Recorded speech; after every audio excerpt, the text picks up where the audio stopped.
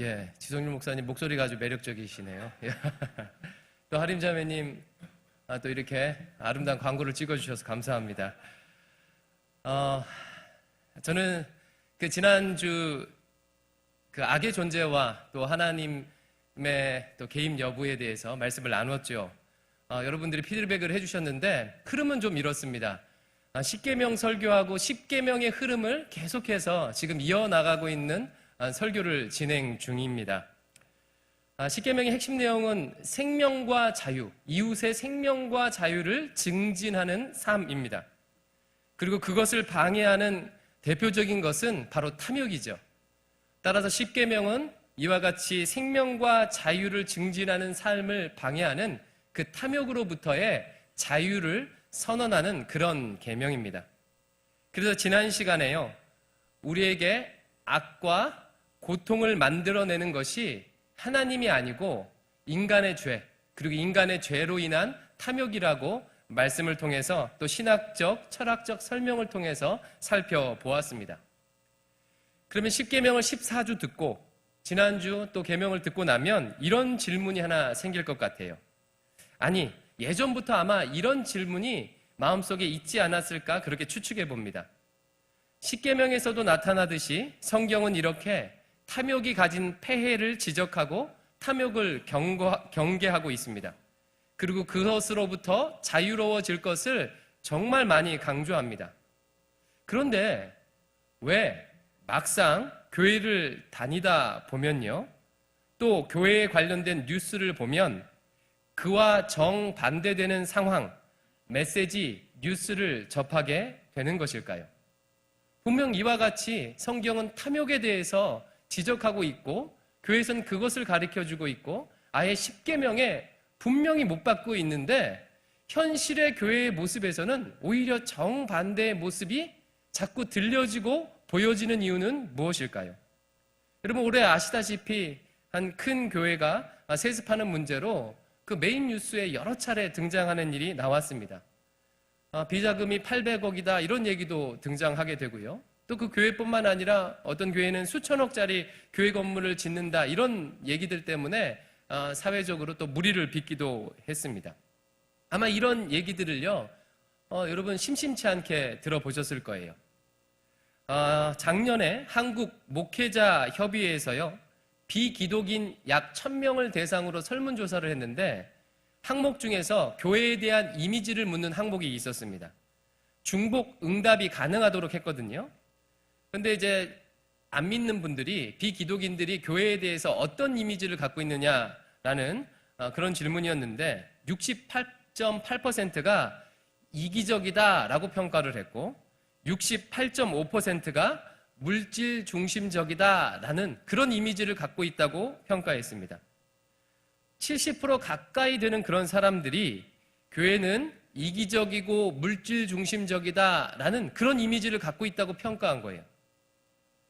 그렇기 때문에 질문이 안 될 수가 없는 것입니다.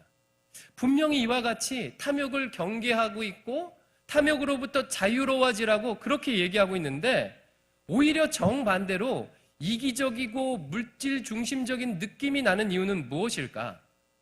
이기적이고 물질 중심적이라는 것은 무슨 의미입니까? 이웃의 생명과 자유를 증진하는 삶이 아니라 자기 유익과 자기 탐욕을 추구하는 그런 삶이라는 그런 의미 아니겠습니까?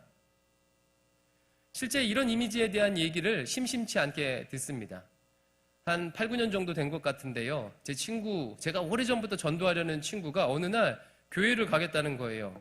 그러면서 이렇게 얘기하는 것입니다. 야, 나 이제 앞으로 좀 교회를 다니기로 했어. 정말? 그래, 교회 가서 좀 사람들하고 교제하고 그래야 이 사회에서 성공할 것 같아. 이런 얘기를 하는 거예요. 그래서 야, 교회를 무슨 사회에서 성공하려고 교회를 다니냐? 그랬더니 그러니까 이 친구는 교회를 다니겠다고 저한테 얘기하는 게 아니라 비꼬려고 얘기하는 겁니다. 당시 장로 대통령이 있었던 때고 신문에 심심치 않게 고소영이라는 단어가 등장했어요. 20대 후반, 30대 초반 되시는 분들은 아마 똑똑히 기억하실 텐데요. 이 사회에서 고위공직자에 올라가려면 그분이 나눈 고 무슨 대학 출신이고 소망교회 출신이고 또 어떤 영남 지역 그 출신이어야 된다 이런 얘기 때문에 고소영이라는 말이 나왔습니다. 이거를 비꼬면서 저한테 얘기하는 거죠. 그러면서 그 친구가 교회가 회사 같아, 일반 기업 같아 라고 얘기하더라고요. 근데 제가 이 얘기를 그 친구한테만 들은 게 아니라 제가 전도하려고 하는 제 삼촌한테도 회사 같다는 얘기를 들었습니다. 그리고 지난주에는요, 어떤 일이 있었냐면 제가 교회에서 이렇게 토요일 날인가 지나가는데 유년부 그 성탄 연습을 했던 모양이에요. 한 아이한테 제가 인사를 했습니다. 안녕 하고 아주 반갑게 어린아이처럼 인사를 했더니 그 친구도 저한테 인사를 하는 거예요. 안녕하세요 라고 하면서 저한테 이러는 겁니다. 혹시 교회에서 두 번째로 높은 분 아니세요? 그렇게 저한테 인사를 하는 거예요. 지나가면서 제가 인사를 받아갖고 제가 대응을 안 했는데 제 생각이 복잡해진 겁니다. 왜 두 번째일까 내가? 담임 목사님이 첫 번째고 내가 두 번째인가? 그리고 내가 높은 사람인 것 같은 티를 교회에서 냈나? 뭐 이런 생각이 막 드는 겁니다. 그러니까 아이가 뭐 이렇게 특별한 의도를 가지고 얘기하진 않았을 거라고 생각하는데요. 여러분 어떤 이미지가 좀 있습니까? 담임 목사님은 회장이고 부목사님은 계열사 사장님이고 장로님들은 이사고 뭐 이렇게 이런 이미지로 우리 혹시 교회를 이해하고 있지는 않습니까? 제가 이와 같은 현상, 이와 같은 이미지를요 심각하게 고민하고 있습니다. 그리고 제가 이렇게 심각하게 고민하는 이유는 무엇이냐면 이 이미지, 이와 같은 상황이 극소수의 일이라고 여겨지고 느껴지지 않기 때문에 그렇습니다. 만약 한두 특별한 교회의 특별한 얘기라면요 사실 염려할 필요가 없어요. 성경에도 보면 그 교회 안에 가라지도 있고 또 쭉정이도 있다고 하지 않습니까? 아, 쟤는 쭉정이야 라고 이렇게 치부하면 되고, 또 신학적으로도 유형교회는 이 땅에 있으면서 한계를 가지고 있다고 얘기합니다. 아, 그래서 유형교회가 가질 수 있는 그래 신학적 한계지, 현실적 한계지, 이렇게 넘어가면 좋을 텐데 저의 경험도 그렇고 우리의 경험과 이야기를 들어보면 일부라고 하기에는 너무 많게 여겨지기 때문에 심각한 거예요. 그리고 만약 이것이 교회 전체, 교회 전체 편만에 있다면, 이것은 몇몇 교회나 신앙인의 일탈이 아니라면 혹시 교회의 근본적 가르침에 문제가 있는 것은 아닌가라고 생각되어지기 때문에 그래요. 혹시 우리가 가르치는 게 근본적으로 뭔가 문제가 있는 거 아닌가? 그렇지 않고서는 어떻게 이런 부작용이 편만한 것처럼 나타나고 보여질 수가 있을까? 근데 이런 고민을 저만 하는 것이 아닙니다. 아마 여러분들도 하셨을 것이고요. 많은 목회자와 신학자들이 해왔습니다. 특별히 한국교회는요, 미국교회의 모습을 시차를 두고 이렇게 그대로 닮아가고 있잖아요. 보통은 한 10년 정도 차이가 있다고 하는데, 미국 교회가 10년 전에 경험했던 일들을 한국 교회가 그대로 수입해서 이렇게 경험한다고 그렇게 평가를 해요. 그러니까 미국 교회도 이와 비슷한 아픔을요 이미 오래전부터 겪어왔고 지금도 겪고 있어요. 그래서 학자들이 오래전부터 연구를 했습니다. 오늘 저는 이것을 여러분과 좀 나누고 싶습니다. 이것은 어쩌면 일부 학자들의 의견일 수도 있는데, 제가 교회를 경험하면서 또 성경을 보면서 또 역사를 보면서 이 평가가 맞는 것 같은 그런 판단이 있습니다. 그래서 여러분과 좀 나누려고 해요. 이 현상들을 연구한 학자들은요, 이런 교회적 병리의 핵심 원인을 이렇게 지적해요.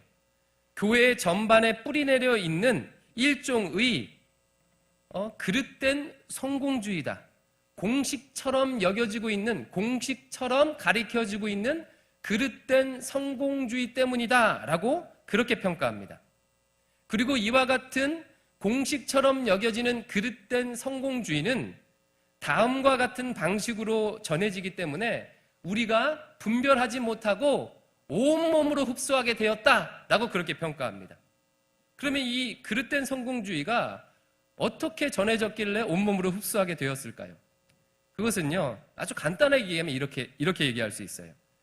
성공이 성공으로만 전해지는 것이 아니라 경건과 함께 이중 메시지로 우리 안에 전해지고 있기 때문에 우리가 분별하지 못하고 그것을 온몸으로 받아들였다라고 얘기합니다. 어떻게 전해졌다고요? 그냥 성공해라 라고만 전해진 것이 아니라 경공과 함께 이중 메시지로 우리에게 전해졌다는 거예요. 쉽게 말하면 이렇습니다. 여러분, 이 말이, 이 가르침이 맞는지 틀리는지 한번 평가를 해보세요. 굉장히 헷갈릴걸요? 자, 목사님이 나와서 성도들한테 이렇게 설교합니다. 성도 여러분, 말씀으로 무장하시고 기도를 열심히 하시기 바랍니다. 청지기로서 맡겨준 일에 최선을 다하시기 바랍니다. 그러면 하나님께서 당신을 이 사회에서도 성공할 수 있도록 인도해 주실 것입니다. 그리고 그렇게 하나님께서 여러분을 성공하게 해 주실 때 자기 욕심이 아니라 하나님의 영광을 위해서 그 성공을 사용하시기 바랍니다. 자, 이 가르침이 어때요? 맞는 것 같아요? 틀린 것 같아요? 굉장히 이게 평가하기가 굉장히 어렵죠, 그렇죠? 이게 성경적인지 아닌지가 평가하기가 어렵습니다. 아무 생각이 없습니까? 눈빛이? 예. 이대 기독교학과의 백소영 교수님이란 분이 세상을 욕망하는 경건한 신자들이라는 책을 썼어요. 이분께서 이제 이 책에서요, 경건과 성공, 교회 안에, 한국 교회 안에 가르쳐지고 있는 경건과 성공을 함축적으로 보여지는 이미지를 하나를 제시했는데, 그게 뭐냐면 교회 오빠입니다. 여러분, 교회 오빠는 어떤 이미지죠? 요즘은 교회 오빠라는 단어를 이제 그 인터넷에서 잘 못 보는 것 같아요. 근데 한참 몇 년 전만 해도요, 교회 오빠 하면 이렇게 그 나타나는 이미지가 있었습니다. 그런 이미지는, 교회 오빠의 이미지는 어떻습니까? 이분은요, 이렇게 교회 오빠의 이미지를 정의 내리는데요.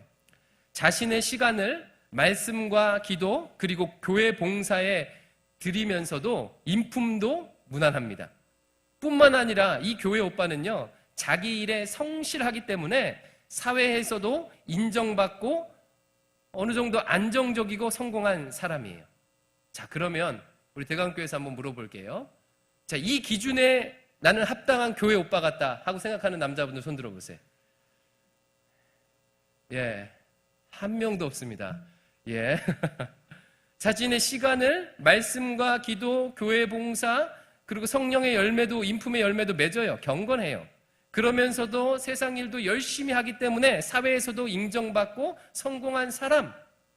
이게 이제 교회 오빠를 함축적으로, 그러니까 그 경건과 성공의 관계를 함축적으로 보여주는 그런 이미지라고 평가하고 있더라고요.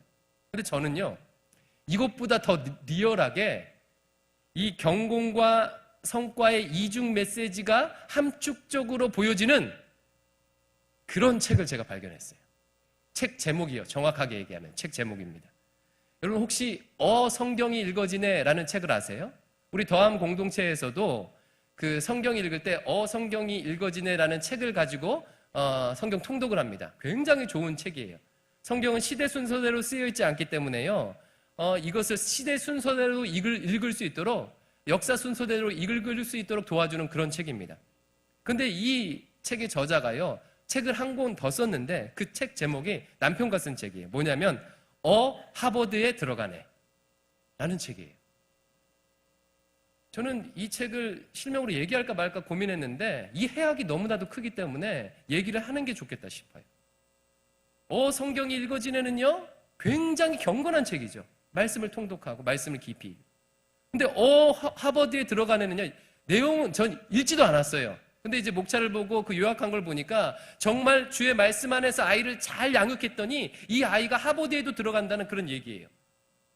개인적인 간증으로 굉장히 괜찮은 얘기죠. 근데 이 두 제목, 같은 저자가 쓴 이 두 가지 책이요, 이 경공과 성공이라는 이중 메시지를 함축적으로 보여주는 그런 책 제목, 그런 이미지가 아닌가 싶습니다. 오래전에 대학생 때 캠퍼스 사역을 할 때 한 교수님하고 같이 캠퍼스 사역을 열심히 했어요. 근데 저하고 같이 함께 캠퍼스 사역하던 자매가 있었는데 그 자매 부모님이 목사님이셔요. 근데 이 자매가 정말 형제가 보기에도요, 물불을 안 가리고 요즘 아란 자매 같아요. 막 정말 열심히 캠퍼스에서 살고 있습니다. 그랬더니 이 그 사모님이, 그러니까 엄마가, 목사님 사모님이, 엄마가 학교에 찾아오셨어요. 애를 집에서 볼 수가 없으냐, 학교 캠퍼스에서만 살고 열심히 전도 활동을 하는 거예요. 그래갖고 이제 교수님을 만나서 상담을 하는데 그 사모님의 얘기를 요약하면 이와 같습니다. 교수님, 우리 아이가 전도하는 것은 너무 좋습니다. 그런데 제 아이가요, 교수님처럼 돼서 전도하면 좋겠어요 라고 그렇게 얘기하더라고요. 이런 교회의 가르침 분위기 속에서요, 만약 내가 대입에 실패를 하거나 재수를 하거나 삶이 팍팍하게 되거나 결혼이 정년기가 됐음에도 불구하고 결혼에 문제가 생기거나 직장 문제가 풀리지 않게 되면 여러분 어떻습니까? 교회 오기 편할까요? 어려울까요? 교회 오는 것이 점점 어려워지지 않겠어요? 그리고 정말 헷갈리게 되는 거예요. 도대체 성공을 하라는 거야? 아니면 성공을 욕망하라는 거야? 아니면 탐욕을 갖지 말라는 거야? 목사님 얘기를 들어보면, 십계명을 들어보면 탐욕을 하지 말라는 것 같은데, 또 어떤 얘기를 들어보면 열심히 성공을 해서 하나님께 영광을 올려드리려고 하니까 성공을 해야 될 것 같고, 성공을 욕망해야 될 것 같고, 도대체 어쩌라는 말이야? 이런 질문이 나올 수밖에 없다는 거예요. 그러면 왜 한국교회가 이와 같은 메시지가 줄을 이루고 있는지, 여전히 그리고 맹위를 떨치고 있는지를 살펴봐야 되겠죠. 이게 오늘 핵심 포인트인데요. 근데 감사하게 여러분 어떻습니까? 문화, 사회, 종교 현상에는 언제나 기원이 있기 마련입니다. 원래라는 것은 없어요. 원래는 하나님만 원래 계시고요. 모든 문화, 사회 현상은요, 원래가 없습니다. 기원이 있죠. 우리가 지금 이렇게 살고 있는 것도 그 이유가 있는 것처럼 사회, 문화, 종교 현상도 기원이 있어요. 감사하게도 학자들이 그 기원과 역사를 추적해 보았습니다. 한국에는 어떤 교단이 제일 많죠? 장로교단이 제일 많아요. 우리 대광교회는 어떤 교단일까요? 1번 감리교, 2번 장로교. 예, 장로교예요. 그러면 장로교는요, 전 세계 개신교 교단 중에서 전 세계 개신교인들이 약 5억 5천만 이렇게 잡거든요. 약. 통계가 편차가 있겠죠. 그런데 그러면 장로교인은요, 전 세계 개신교 5억 5천만 중에서 한 몇 프로 정도 될까요? 자, 50% 이상 손 들어보세요. 자, 10% 이상 손 들어보세요. 10% 미만 손 들어보세요. 예, 장로교는요, 3.4%입니다. 예, 3.4%예요. 개신교인 5억 5천만 중에서 장로교는 1,800만이고요. 그리고 그 1,800만, 전 세계 1,800만 장로교 중에서 우리 한국에 600만이 있어요. 600만 명. 그러니까 3분의 1이 한국에 다 있습니다. 그러니까 한국이 장로교단이 전 세계 제일 커요. 그러니까 우리는요, 특정 교단에 속해서 특정 교단과 교파의 가르침을 지금 받고 있는 거예요. 장로교를요. 그러면 왜 한국에 이렇게 장로교가 많을까요? 그 이유는 아주 간단합니다. 처음에 복음을 전해주신 분들이 누구가 많았었기 때문에 그래요? 장로교 선교사님들이 주로 장로교 선교사님들이 대한민국 땅에 건너와서 복음을 전해줬기 때문에 그렇습니다. 그래서 북장로교, 미국의 북장로교, 남장로교, 그리고 호주 장로교, 캐나다 장로교 이런 선교사님들이 와서 지역을 분할해서 이렇게 복음을 전했기 때문에 장로교인들이 굉장히 많이 있어요. 그래서 한국은요, 특별히 미국의 장로교의 영향을 받았고, 미국의 장로교는 그 앞선 청교도의 영향을 받았고, 그 청교도는요, 그 앞선 그 장로교의 창시자 칼빈의 교리에서부터 시작되게 되는 것이죠. 그래서 장로교의 창시자인 칼빈에서부터 그 기원을 살펴볼 수가 있고, 이것을 연구한 대표적인 책이 있어요. 아마 많이 들어보셨을 텐데, 막스 베버라는 학자가 프로테스탄트 윤리와 자본주의 정신이라는 책을 썼습니다. 이것은 경제학을 공부한다거나 사회학을 공부한다거나 철학을 공부하는 사람들의 필독서죠. 핵심 내용은 뭐냐면요, 어떻게 칼빈의 개신교 정신이 자본주의 형성에 기여했는지를 분석한 책이에요. 이 책을 바탕으로 많은 역사 신학자들이 아까 얘기했던 그 질문에 대한 기원을 연구했습니다. 칼빈은 종교개혁을 일으켰는데 종교개혁 1세대가 아니고 2세대예요. 1세대는 마틴 루터죠. 마틴 루터가 1517년 비텐베르크 성당 정문에다가 95개조 방방문을 띄우면서 종교개혁이 일어났어요. 그런데 2세대인 찌븐길리와 칼빈을 통해서 마틴 루터가 일으켰던 종교개혁의 정신들, 그리고 개신교의 신학들이요, 아주 잘 정리가 됐습니다. 특별히 존 칼빈, 미국식으로는 존 칼빈이고 프랑스식으로는 장 칼뱅이죠. 이 존 칼빈이요, 기독교 강요라는 책을 통해서 개신교 교리, 장로교 교리를 잘 정리했어요. 그런데 이제 이 칼빈이요, 스위스 제네바라는 곳에서 거기서 목회 사역을 했거든요. 근데 그때 당시는 종교개혁 당시이기 때문에 구교인 천주교와 신교인 개신교가 엄청나게 싸웠습니다. 그냥 말로 싸운 게 아니라 전쟁을 치르면서 서로 죽이면서 싸우던 그런 시기예요. 여러분 유럽 역사 보면 30년 전쟁, 100년 전쟁 이런 거 아시잖아요. 30년 전쟁, 100년 전쟁 상상이 갑니까? 전쟁을요 30년 동안 해요. 전쟁을 100년 동안. 이 종교 문제 때문에. 그럴 때예요. 그런데 개신교의 우호적이었던 스위스 제네바라는 도시에서 이 칼빈이 목회를 하게 됩니다. 근데 제가 한번 질문 드려볼게요. 이 제네바라는 도시는요 부자들이 사는 곳일까요? 아니면 가난한 사람들이 사는 동네일까요? 예. 둘 중에 하나만 찍으면 되는데요. 그때 당시에 도시 안에 살고 있는 사람들은 가난한 사람이나 농노들이 아니었습니다. 그러니까 농노들이나 가난한 사람들은 도시, 성곽 안에 살지 못하고 성곽 밖에 살았어요. 그 농사도 짓고 지주의 그 밭을 갈아야 되기 때문에 밖에 살았고요. 성곽 안에 사는 사람들은 부자였어요. 그래서 유럽 도시에 가면 부르크라는 이름을 끝에 달고 있는 도시들 많잖아요. 특별히 독일에 가면 함스부르크, 로렌부르크. 이 부르크가 뭐예요? 성곽이라는 뜻이에요. 이걸 다른 말로 하면 부르그라는 말이에요. 성곽, 부르그. 그리고 이 성곽, 부르그라는 말에서 부르조아가 나왔어요. 성곽 안에 사는 사람 부르조아. 그래서 부르조아는 지금 무슨 뜻이죠? 부자들이에요. 플로레타리아하고 반대 부자들을 얘기하죠. 그러니까 상공업을 통해서 부를 형성한 부자들이 이 성곽 안에서 살았고 이 부자들이 사는 동네 제네바에서 칼빈은 목회를 했습니다. 그런데 이 성곽 안에 살고 있는 열심히 일해서 장사하고 공업을 발전시켜 나름대로 돈 버는 사람들에게는 당시에 두 가지 고민이 있었다고 합니다. 첫 번째 고민은 뭐냐면 누구나 그렇듯이 자기가 버는 돈을 지키고 싶은 거예요. 근데 당시는요 왕정이었잖아요. 그러니까 왕이 자기 마음대로 사람들을 이래라 저래라 하고 재산을 몰수하기도 하고 그러다 보면 이것이 좋겠어요 싫겠어요? 싫어요. 그래서 자기 재산을 지키고 싶은, 그래서 왕정을 싫어하는 그런 상황이고, 그리고 왕과 결탁한 그 교황권에 지금 반대를 지금 하고 있는 상황이에요. 그리고 제후들을 중심으로 이 왕정에 반대하는 사람을 중심으로 개신교와 이렇게 같이 이렇게 함께 한 배를 타고 있는 거죠. 이게 첫 번째 고민. 자기가 버는 것을 지키고 싶은 고민. 또 다른 고민이 하나 더 있었는데요. 뭐냐면 과거 구원에 관한 건데, 과거 종교개혁이 일어나기 전에는요 구원에 대해서, 여부에 대해서 고민할 필요가 없었습니다. 과거에는 교회가 구원의 여부를 결정해줘요.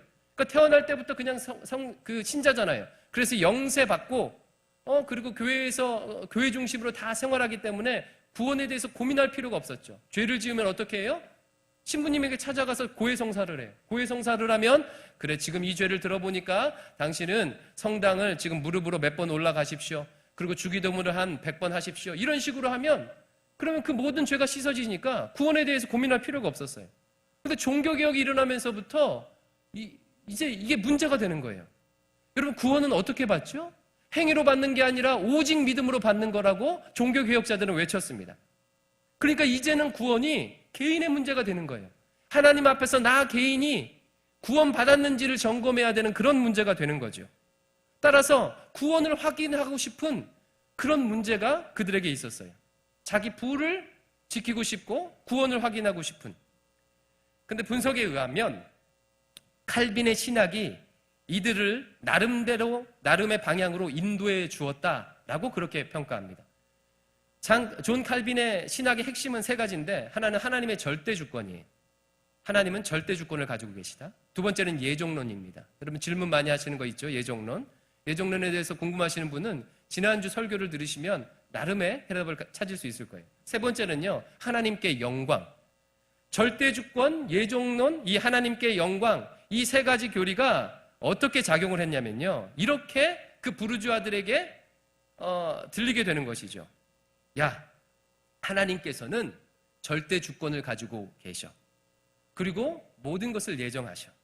근데 네가 지금 이렇게 부자가 된 것은 절대 주권을 가지고 계신 하나님께서 너에게 그렇게 되도록 예정하신 것이야.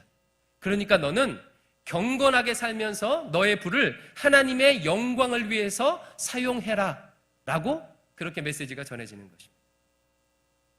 그가 자신이 열심히 일해서 번 것을 하나님의 영광을 위해 사용한 것을 통해서 무엇이 확인되는 거예요? 구원의 상태가 확인되는 거예요. 그것 때문에 구원받는 것은 아니지만 내가 구원받은 것이 나의 번 부를 통해서 하나님의 영광을 위해 살아갈 때 그때 확인되는 것이죠. 그들에게 이런 메시지는 복음이 되는 것이죠. 자신이 열심히 일해서 번 돈이 정당성을 얻게 되고 경건하게 살면서 그 돈을 가지고 하나님께 영광을 돌려 구원을 확인할 길이 생기게 되는 것이에요. 근데 문제는요, 그 다음에 일어났어요. 칼빈의 설명은요, 당시 이미 부자인 사람들을 위한 설명일 수 있는데, 근데 문제는 뭐냐면 이것이 마치 신앙의 공식처럼 전해지고 전수되고 내려온다는데 문제가 있는 거예요. 요약하면 이와 같습니다. 어떤 공식이냐면 이런 공식이에요.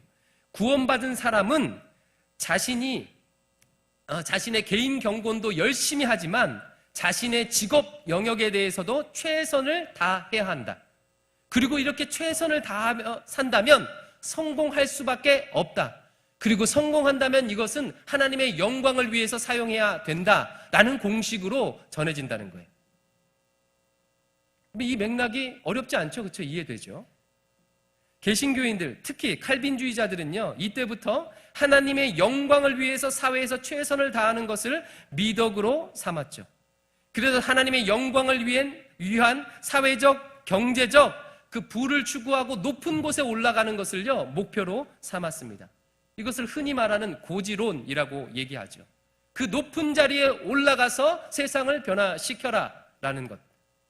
이와 같은 미덕은요, 미국의 경제 부흥의 시기, 즉 자본주의 발전의 시기와 겹쳐서요, 국가적으로 체험되고 개인적으로 체험되고 그렇게 체험됨으로 입증되었습니다. 칼빈주의는 17세기 영국으로 흘러갔고, 그리고 영국의 청교도들에 의해서 미국으로 건너가서 미국의 정신의 기초를 이루게 되었죠. 근데 17세기 영국을 한번 생각해 보세요. 영국은 그때 경제적으로 어떻습니까? 엄청나게 부흥한 그런 시기예요. 16세기를 거쳐오면서 대항해 시대를 거쳐오면서요, 엄청난 식민 제국을 건설했고요. 그리고 해가 지지 않는 나라라는 그런 얘기를 들을 만큼 엄청나게 발전을 했습니다. 성장했어요. 이 성장과 더불어서 영국의 개신교인들도 같이 성공했을까요? 안 했을까요? 자연스럽게 성공하는 거죠. 그렇죠?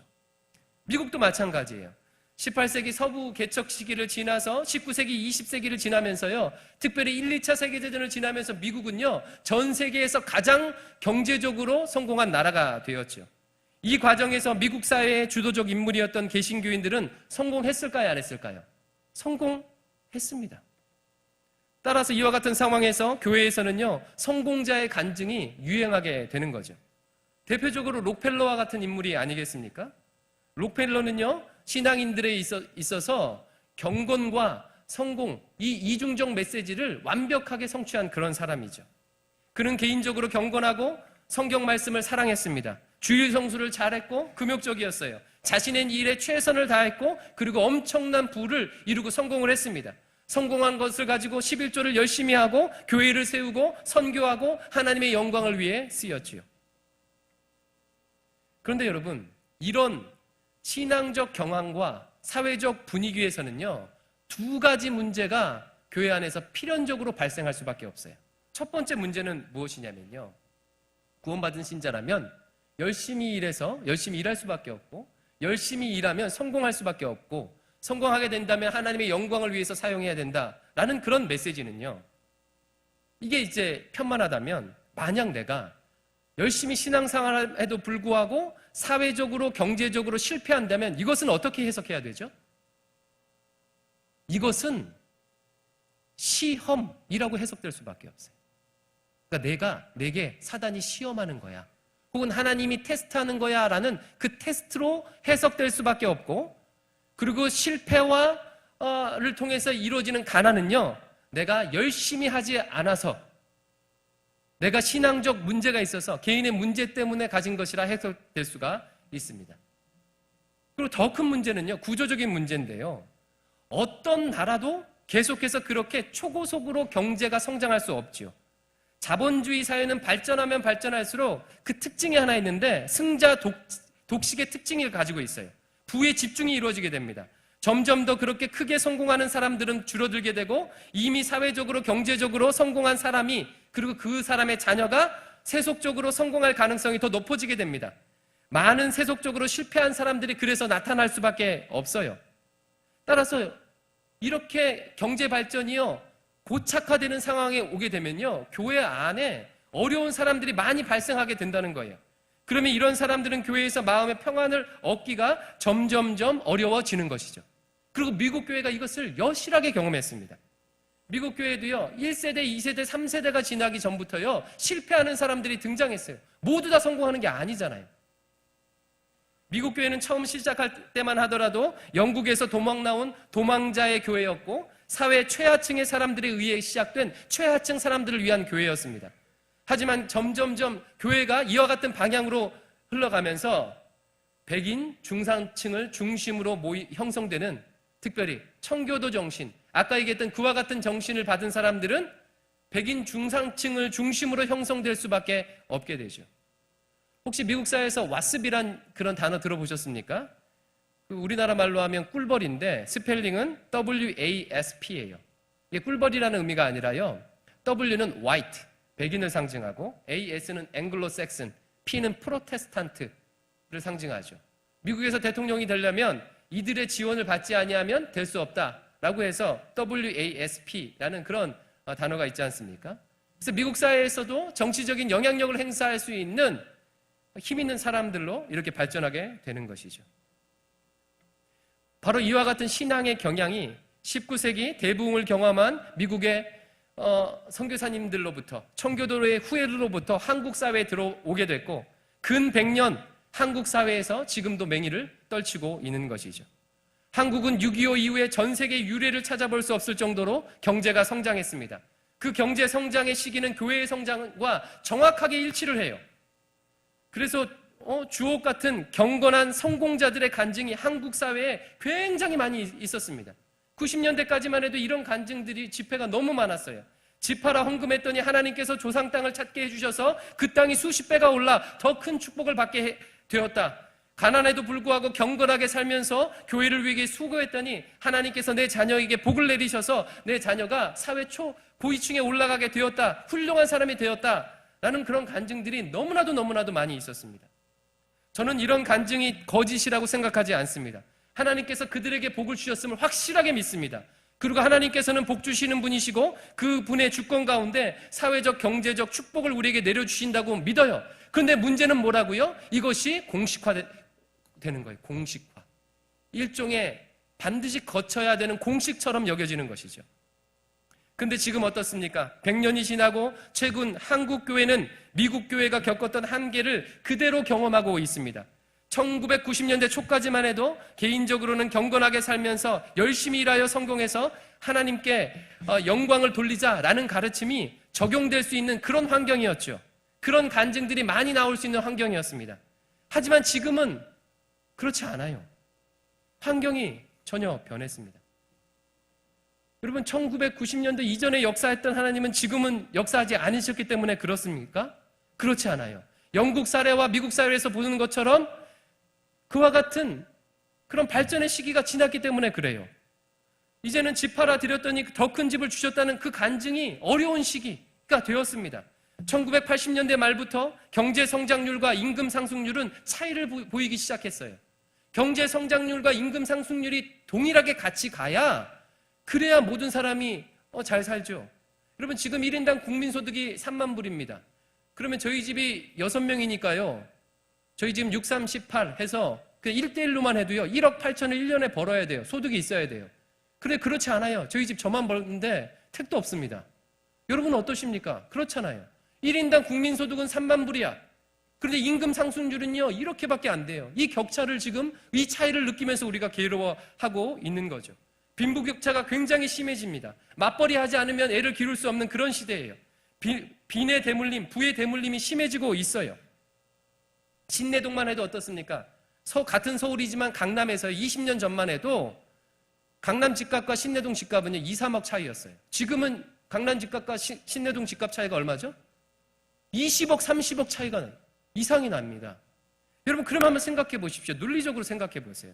강남의 교인과 신내동 교인 중에 강남 교인은 더 경건하게 열심히 살고 더 하나님의 영광에 대한 소망이 크고 더 열심히 일해서 축복받은 것이고, 신내동 교인은 그렇지 않습니까? 더군다나 점점 더 정당하게 돈 벌어 부를 얻기가 힘들어진 사회예요. 정당하게라는 말은 합법하게라는 의미가 아닙니다. 성경적으로 정당하게. 성경은 뭐라고 얘기하죠? 다른 이의 생명과 자유를 증진하는 삶을 살라고 얘기해요. 하지만 자본주의 한국 사회에서는 경제적으로 성공하려면 부동산 투기 없이, 주식 투기 없이, 비트코인에 대한 투기 없이 갑작스러운 성공이 불가능한 그런 구조를 가지고 있죠. 옆에 있는 치킨집이 죽지 아니하면 내 치킨집이 살아나갈 수 없는, 경쟁에서 이기지 아니하면 살아나갈 수 없는 그런 구조에서 우리가 살고 있어요. 그래서 성공해서 하나님께 영광을 돌리라고 말하는 것이 환경적으로 매우 어려워지고 있는 상황에 처해 있습니다. 결국 우리는 세상을 욕망하도록 하는 그릇된 성공주의의 끝자락에 지금 우리가 와 있습니다. 그래서 제가 오늘 좀 용기를 내서 여러분에게 말씀을 전하는 것입니다. 저는 장로교 목사로서 지금 제가 뭐 하고 있어요? 칼빈의 교리에 대해서 문제를 지적하고 있는데, 여러분 이것을 우리가 지금 같이 함께 고민해야 돼요. 여러분들도 지금 위기의식을 느끼지만 정말로 위기의식을 느껴요. 이렇게 해도 될 것인가 라는 이런 환경의 변화 속에서 우리는, 특히 청년들은요, 신앙의 관점을 완전히 바꾸지 않으면 안 돼요. 교회 공동체는 경공과 성공이라는 왜곡된 이중적 메시지를 완전하게 바꾸지 않으면 안 됩니다. 정말로 이제는 성경적으로 돌아가지 않으면 안 돼요. 시대와 상황의 변화와 상관없이 우리가 추구해야 할 생명과 자유의 가치, 그리고 사랑의 삶을 진짜로 회복하지 않으면 안 될 그때에 우리가 와 있습니다. 여러분, 성경은요, 절대로 탐욕하라고, 세속적 성공을 욕망하라고 얘기하고 있지 않습니다. 그러한 포장을, 경건으로 포장한 그 포장을 걷어치워야 합니다. 물론 이렇게 얘기하면 극단적으로 받아들이는 분이 가끔 있어요. 목사님, 직장을 위해서, 결혼을 위해서, 살집을 위해서 기도하지 말라. 이런 건 아니에요. 여러분, 우리 예수님께서 뭐라고 하셨죠? 일용할 양식을 위해서 기도하라고 얘기하셨잖아요. 우리에게 직장은, 우리에게 살집은, 우리가 결혼하는 것은, 어떤 대학을 들어가기 위해서 전공을 얻는 것은요, 일용할 양식과 같은 기도해요. 이런 것들은 마땅히 해야 하고 우리가 최선을 다해서 노력해야 되겠죠. 지금 말하는 그런 것들이 아닙니다. 세속적 성공, 세속적 탐욕, 이거죠. 오늘 말씀은 뭐라고 얘기하고 있습니까? 같이 한번 읽어보겠습니다. 이제 거의 끝을 다가왔는데 같이 한번 읽어볼게요. 시작. 이 세상이나 세상에 있는 것들을 사랑하지 말라. 누구든지 세상을 사랑하면 아버지의 사랑이 그 안에 있지 아니하니, 이는 세상에 있는 모든 것이 육신의 정욕과 안목의 정욕과 이생의 자랑이니 다 아버지께로부터 온 것이 아니요 세상으로부터 온 것이니라. 여기까지 읽겠습니다. 하나님과 상관없이, 다른 사람의 생명과 자유가 어떠하든 상관없이 더 소유하고 더 쾌락적이고 더 높아지고 싶은 그 욕망을 사랑하지 말라는 거예요. 이것을 위해서 수단과 방법을 가리지 않는 이 욕망을 끊어내야 한다는 것입니다. 지난번에도 살펴봤듯이 탐욕을 통한 성공과 발전은요, 발전일 수가 없지요. 그것은 다른 사람의 고통을 초래합니다. 우리가 추구해야 하는 발전은 생명과 자유를 통한 발전, 사랑을 통한 발전이죠. 사랑하는 청년 여러분, 이런 상황에서 우리는 시대적 분별력, 영적 분별력을 가져야 합니다. 그리고 종교개혁자들이 그랬던 것처럼 신앙의 본질로 확실하게 돌아가야 합니다. 우리 내면의 깊은 중심을 돌아봐야 합니다. 우리가 습관적으로 해오던 이 모든 종교적 행위를 돌아봐야 돼요. 진짜로 나는 신앙생활하고 있는지 돌아봐야 합니다. 나는 무엇을 원하는가? 나는 정말 타인의 생명과 자유에 관심이 있는가? 나는 정말 사랑하고 싶어 하는가? 나는 정말 사랑하는 삶을 살고 있는가? 내 옆에 있는 형제를 위해서 그렇게 나는 사랑의 삶을 살고 있는가? 사랑하기를 꿈꾸는가? 돌아봐야 합니다. 그리고 뿐만 아니라 이제 경건하게 살아도 세속적으로 성공할 수 없는 시대에 어떻게 우리가 살지에 대해서 함께 고민해야 돼요. 제 고민의 자리가 여기에 있어요.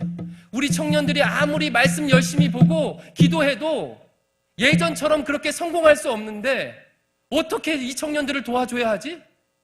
이 청년들이 경제적 어려움, 삶의 어려움이 있음에도 불구하고 이 경건의 삶, 생명과 자유를 포기하지 않는 삶을 어떻게 살도록 도와야 하지? 라고 하는 고민이 제 핵심적인 고민입니다. 이것을 다음 주에도 나눌 텐데요. 함께 고민해야 돼요. 함께. 혼자 이 세상의 풍파를 헤쳐나가려고 하면 감당할 수 없죠. 우리가 더불어 함께 어떻게 살 것인지 이런 공동체적 고민을요, 머리 싸매고 지금 우리는 해내야 하는 것입니다. 마지막으로 17절 읽고 마치도록 하겠습니다. 17절입니다. 같이 한번 읽어볼게요. 17절입니다. 시작. 이 세상도 그 정욕도 지나가되 오직 하나님의 뜻을 행하는 자는 영원히 거하느니라. 썩어 없어질 것들을 위해서 인생을 낭비하는 어리석은 삶을 내려놓으십시오. 헛된 바람을 잡으려는 고단한 삶을 내려놓으십시오. 하나님의 뜻, 하나님을 사랑하고 이웃을 사랑하고 이웃의 생명과 자유를 증진하는 삶이 우리에게 영원히 기억되고 남게 될 것입니다. 이와 같은 은혜가 우리 모두에게 있기를 주의 이름으로 축원드립니다.